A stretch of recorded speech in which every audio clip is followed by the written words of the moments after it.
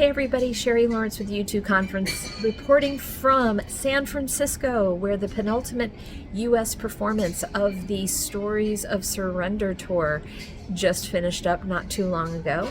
And I'm happy to say that the tour has gotten better.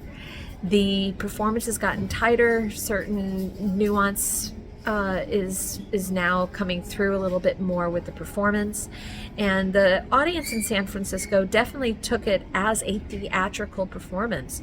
A lot of sitting throughout the majority of the show. There's just a little bit of standing at the beginning, and a mild standing ovation after a certain part midway, and then everybody just stood for the reprise at the end. I don't want to give away too much spoilers. We'll be talking about the tour and the show a little bit later in the month once it concludes, but I do want to point out that the songs that are used in the production, most of them now have changed lyrics, and it's my understanding that in some of the interviews that Bono have since given, that he feels that the songs needed finishing or slight rewrite or something along those lines, and that those newer versions of the lyrics may be what we will be getting in the Songs of Surrender release that hopefully comes out soon.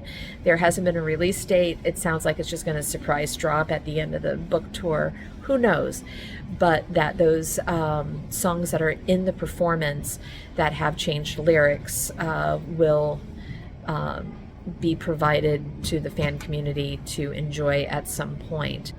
What is interesting is that ever since 2015, Bono has changed the lyric in the song Pride, and it continues to remain about the young boy Alan Kurdi, the 3-year-old Syrian boy who had washed ashore back in 2015. That lyric in Pride has continued for the past 7 years, and it doesn't seem like it's going to change anytime soon.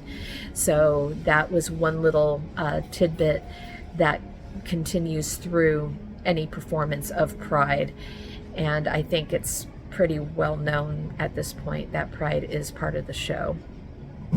One other thought is that this is somewhat American-centric. At least the reprise at the end is focused on America, and that when this tour goes over to Europe, that's going to have to change.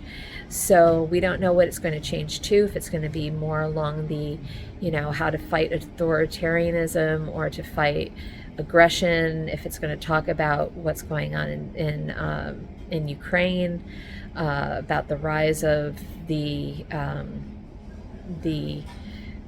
populism that's going on in Europe at the moment. We don't know what it's going to shift to, but that part of the show is going to need to change. So it'll be interesting to see once it goes overseas what happens, and I can't wait to hear reports from folks over there explaining some of the shifts in that show. But in the meantime, it was a great night. Johnny Ive from Apple was there.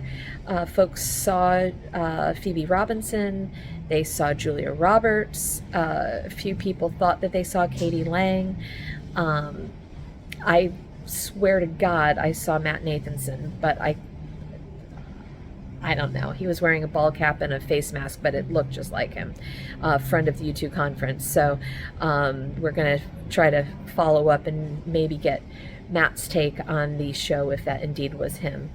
In the meantime, safe travels to everybody, and we'll have more reports from the road from other members of the U2 conference as the tour continues.